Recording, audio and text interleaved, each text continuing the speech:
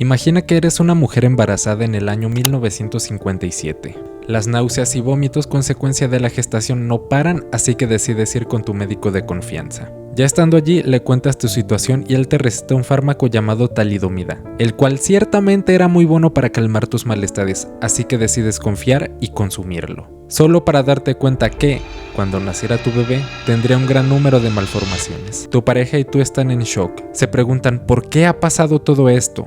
Cuando, de repente, comienzan a notar algo. Su bebé no era un caso aislado, cientos, sino que miles de bebés a lo largo de todo el mundo habían sufrido lo mismo, en lo que se conoció en aquel entonces como una epidemia de malformaciones. Pero, ¿por qué ha sucedido todo esto? Para empezar bien este video debemos de tener en claro de dónde viene este fármaco. Estábamos en época de posguerra. Alemania había sufrido una importante derrota y era un país que necesitaba cicatrizar sus heridas y levantarse nuevamente. Es por esto que muchas empresas farmacéuticas estaban buscando posicionarse en el mercado. Una de esas empresas era Chemical Grünenthal, los desarrolladores del fármaco protagonista de este video, los cuales irónicamente lo comercializaban bajo el eslogan de talidomida, tan inofensivo como el pan. Y es que claro, estar ante un medicamento que se comercializaba bajo una frase tan inocente y teniendo un problema tan urgente como los malestares en la gestación, era muy probable que la talidomida se perfilara como el candidato perfecto para ser el mejor amigo de las mujeres embarazadas. Este fármaco comenzó a tener tal aceptación que rápidamente se popularizó y la empresa que lo fabricaba comenzó a distribuirlo de manera internacional. Por ejemplo, en distintos lugares de Europa, Japón, Australia, Canadá y África. Todo iba de manera normal hasta que las enfermeras de la época comenzaron a notar algo. Y ese algo era que la tasa de malformaciones en los nacimientos se estaba elevando, pero nadie sabía exactamente por qué. Es importante mencionar que la talidomida afectaba especialmente a los fetos si ésta se consumía entre las semanas 4 y 6 del embarazo, llevando a que ocurrieran malformaciones como la focomelia, la cual es una de las malformaciones más típicas asociadas a este caso, y consiste en tener extremidades demasiado cortas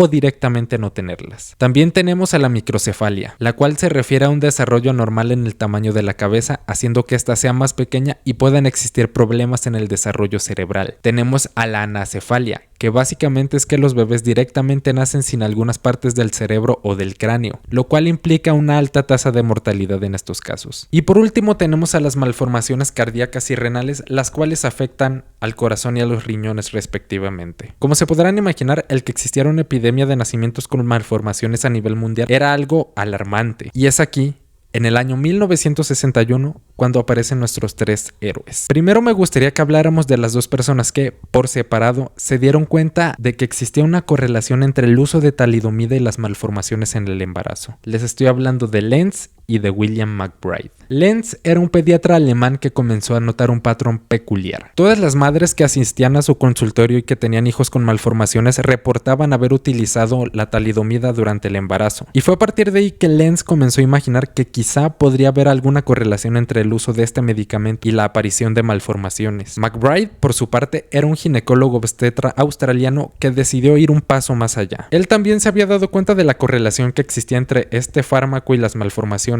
pero además de hacer esa observación, decidió comunicárselo al mundo. McBride alzó su mano, tomó una pluma y decidió escribir una carta a la revista Lancet, relatando sus hallazgos y argumentando al respecto de las grandes sospechas que tenía. Fue gracias a esta carta que se comenzaron a hacer revisiones al medicamento y es aquí cuando aparece nuestro tercer héroe, o mejor dicho, heroína, Frances Kelsey. Kelsey era una funcionaria de la FDA, la organización que se encarga de aprobar los medicamentos en Estados Unidos, y debido a todo lo que estaba ocurriendo en el mundo, ella se paró firmemente y dijo: este medicamento no entra a mi país hasta que me rindan cuentas con pruebas concretas de que es seguro. Cosa que al final no terminaría pasando. La talidomida no se aprobaría en Estados Unidos y se terminaría retirando del mercado mundial. Se sabía que existía cierta relación entre la talidomida y los nacimientos con malformaciones. Sin embargo, no se sabía por qué y no fue hasta años después que se hicieron investigaciones rigurosas que se arrojaron los siguientes resultados. Y aquí es donde entramos a la parte química, así que agárrense. Para comprender un poco el por qué este fármaco causaba malformaciones, tenemos que tener en cuenta la estructura molecular de este medicamento. Así que para que quede claro, vamos a ir desde lo grande hasta lo pequeñito. Cuando nosotros sostenemos en nuestra mano un fármaco, generalmente lo que va vamos a ver es una cosa redonda de color blanquecino. Pero lo interesante empieza cuando nos adentramos en el mundo molecular. Para que no nos perdamos, voy a estar haciendo varias analogías con los bloques de Lego. Cuando nosotros armamos estructuras con estos juguetes, podemos poner piezas arriba, abajo, quitarlas y ponerlas de diferentes maneras que nosotros creamos convenientes. En teoría, lo mismo pasa a la hora de hacer un medicamento. En química, nuestros bloques de Lego son los elementos químicos, y la manera en la que está armada la estructura de la talidomida es la siguiente. Tiene 13 átomos de carbono,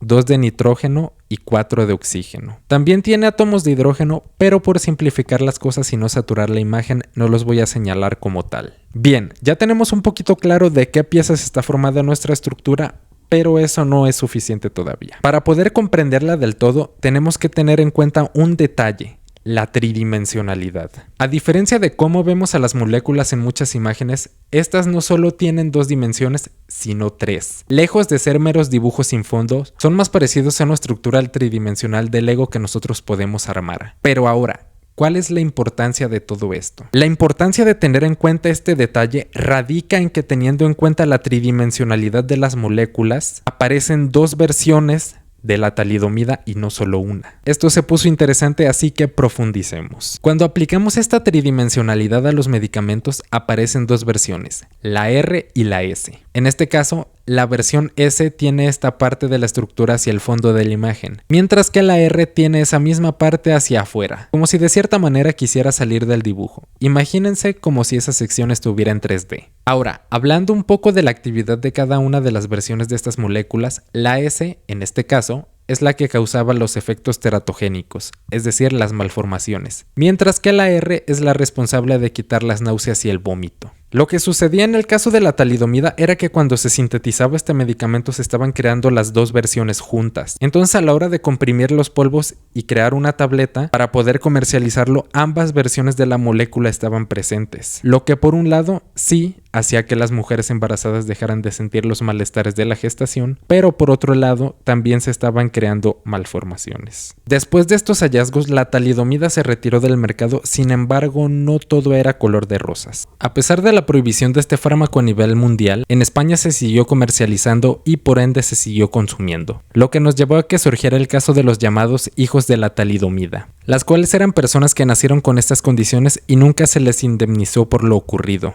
Muchos de ellos pudieron llevar sus vidas de manera relativamente normal, pero el que no se les haya reconocido como víctimas en su momento y no se les haya brindado ayuda definitivamente es algo triste y que debemos tener en cuenta. Otra cosa de la que no se habla mucho y que me gustaría que también tuviéramos en cuenta son los casos sucedidos en África. Digamos que los casos sucedidos en España fueron los que tomaron mayor relevancia y mayor popularidad por el foco mediático. Sin embargo, en el caso de África, al muchos países no contar con buenos registros, ni con el foco internacional que sí tendría un país europeo, los casos de malformaciones que sucedieron ahí pasan completamente desapercibidos. Y en este video me gustaría hacer una mención de que en ese continente también sucedieron este tipo de cosas, para que lo tengamos en cuenta. Para bien o para mal, gracias a todo este escándalo mundial con la talidomida, la industria farmacéutica decidió crear pruebas más estrictas a la hora de que alguna empresa quiera comercializar un fármaco. Y hemos llegado al final de esta historia. Me gustaría que me dijeran qué les pareció y si les gustaría que contara y explicara de manera científica alguna otra historia que ustedes quieran.